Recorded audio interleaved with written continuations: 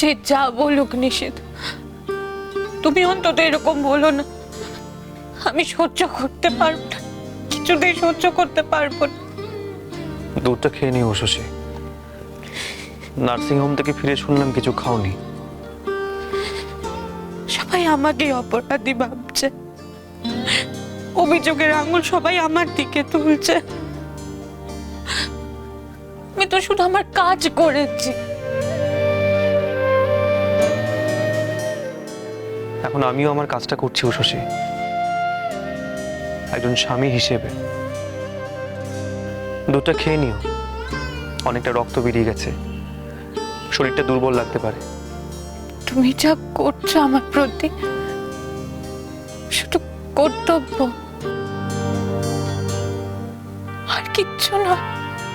শশী, আমরা তো কর্তব্য নিয়ে কথা বলছি, আর তুমিও তো তাই করেছো, তাহলে তো ঠিকই আছে। না, তুমি যাবে না, তুমি আমার কাছে থাকো প্লিজ। শশী, আমাকে ছাড়ো, আমাকে মায়ের কাছে যেতে হবে। সন্তান হিসেবে আমারও একটা কর্তব্য আছে, সেটা আমিও ভুলতে পারি না।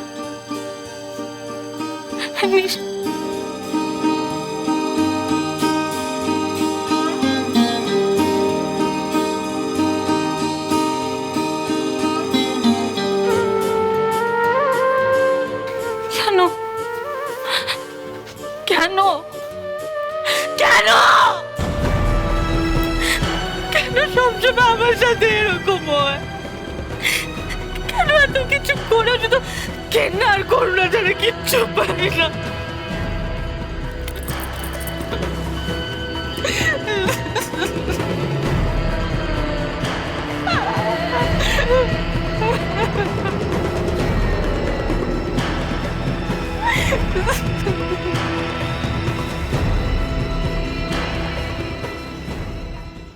আপদ, ডাইনি বুড়ির সাথে একটা সোমা পেতনি জুটেছে।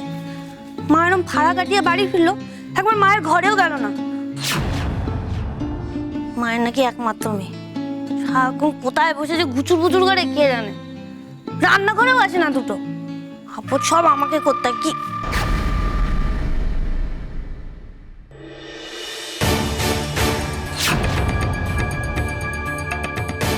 হাই বাস, ওটা কি দেখলাম? চোখের ভুল? না, কাকুলি অতটাও ভুল দেখে না। কি একটা তো গেল, ভূত না তো? রাম রাম রাম রাম রাম রাম রাম রাম রাম রাম। কাকুলি, দরজাটা বন্ধ করে দাও। খুব একটা বেশি রাত হয়নি, এখন মনে হয় না আর কেউ আসবে। দরজাটা করে রেখে লাভ নেই, যাও বন্ধ করে দাও।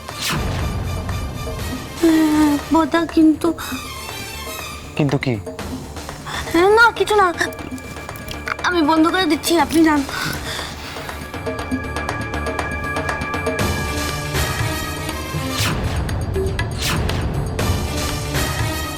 কে কে ওখানে?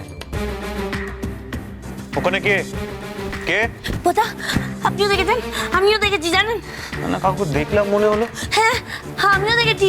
ওখান দিয়ে ঢুকলো, তারপর আমি যে তাকালাম, পট করে কোথায় এটা চলে গেল। কই, কেউই তো নেই। সেটাই তো বলছি, কেউ তো নেই। তাহলে কি হলো বলুন তো? বোধা, তাহলে কি ভূত? রাম রাম রাম রাম রাম রাম। কাকুলি, ভয় পাওয়ার কিছু নেই। ভূত কেন হতে যাবে? মনে হলো ভুলই দেখেছি। যাকে, তুমি ওপরে ঘরে যাও, ভয়টা পেয়ে আর বিপদ টিপদ ঘটিও না।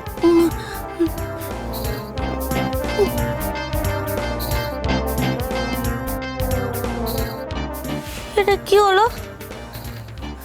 দুজনে মিলে কি করে ভুল দেখলাম? মানে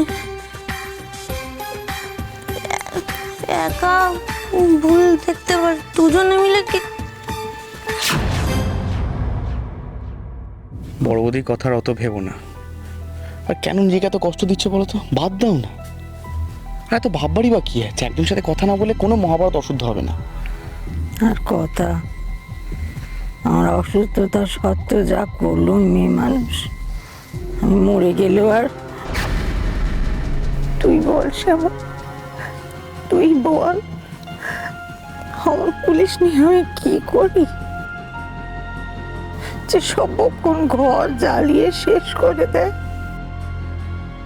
আমি তো ঘরের বউ চেয়েছিলাম রে, এ কেমন ধারার ঘরের বউ। তাই তো, আমাদের বাড়ির সব অশান্তির মূল হলো বড় বৌদি। এই তুই আর ধুয়ো দিস নি তো শ্যামল? দেখছিস তোর মায়ের শরীরের এই অবস্থা, বরঞ্চ এটা আয়ার খোঁজ কর।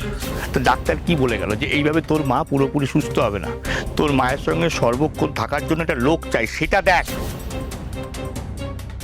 বাবা আর চিন্তা করতে হবে না, আমি আয়া সেন্টারগুলোতে ফোন করে দিয়েছি, ওরা কালকে একজনকে পাঠাবে। আজকে রাতটুকু শুধু, তাছাড়া আমরা তো সবাই আছি। যাক বাবা, আয়া এলে বাঁচি, বুঝলি? তোর মাকে দেখে শুনে রাখতে পারবে। আয়ার যত্ন না তোর মা পুরোপুরি সুস্থ হয়ে উঠবে, আমি বলছি। নিশিত, তোর বউকে বলে দিস আমার ধারে কাছে যেন না ঘাসে। এই যে আয়া আসবে, সে আয়া, মেজ বৌমা, ছোট বৌমা, এরাই আমার দেখাশুনো করে রাখতে পারবে। কথাটা মনে রাখিস, ভুলিস না বাপ।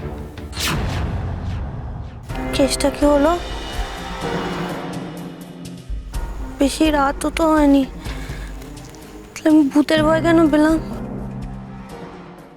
আমাকে পেট গরম করেছে? আমি তো চানাচুর, ও চানাচুর খাইনি বলে পেট গরম করেছে।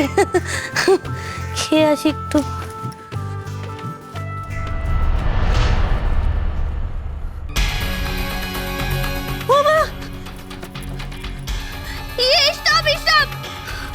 কে ওখানে?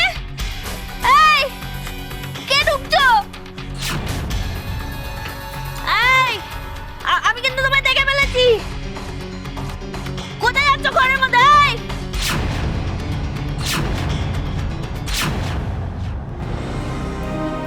আইপিএস অফিসার উষস্বী ঘোষ, নিজের কাজ আর নিজের সংসারের মধ্যে তাল রাখতে না পারার ফল। সব জায়গায় একই অবস্থা, তুমিও সংসার সামলাতে পারছো না, ওদিকে ম্যামও। আমি তোমাকে আগেই বলেছিলাম তো, মেয়েদের দ্বারা সংসার আর কাজ একসাথে সামলানো যায় না। তুমিও তোমার মধুরা ম্যাডামের মতোই নিজের কাজের প্রতি দায়িত্ব দেখাতে গিয়ে নিজের হাতে নিজের সংসারকে তুমি নষ্ট করছো। না, হেরে গেলে চলবে না, তোমাকে পারতে হবে শশী। তোমার কাছে তোমার কাজ যতটা গুরুত্বপূর্ণ, ততটাই গুরুত্বপূর্ণ এই সংসার, এই সংসারের মানুষজন, কারণ তারাই তোমার আপনজন শশী। এই দুটোকে ব্যালেন্স করে তোমাকে চলতেই হবে।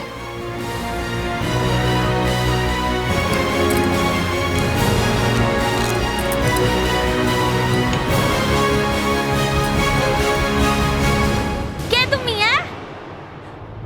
আমি কিন্তু বলে দিচ্ছি, খুব রেগে যাচ্ছি আমি, একদম দাঁতে কাটি দিয়ে থাকবে না। কে বলো, মেরে দেবো নয়তো। এই, তুমি মেয়ে না ছেলে গো? চেহারা দেখে তো মেয়েই মনে হচ্ছে। উফ বাবা, যেখানে বাঘের ভয় সেখানেই সন্ধে হয়, সব জায়গায় কাকুলি। কেমন ষাঁড়ের মতো চেঁচাচ্ছে দেখো, এক্ষুনি আরো লোকেরা ছুটে আসবে, ব্যাস আমি ধরা পড়ে যাব। বাসনগুলো বেচে যে টাকাটা পেলাম সেটাও নিয়ে নেবে।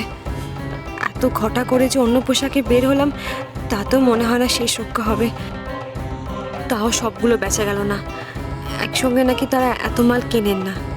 যত সব, কাল আবার সময় করে যেতে হবে। একদম স্ট্যাচু, কোথাও যেতে পারবে না বলে দিলাম। মাথা গরম করে দেয়, স্ট্যাচুটাও ঠিক করে বলতে পারে না। স্ট্যাচু, কচু।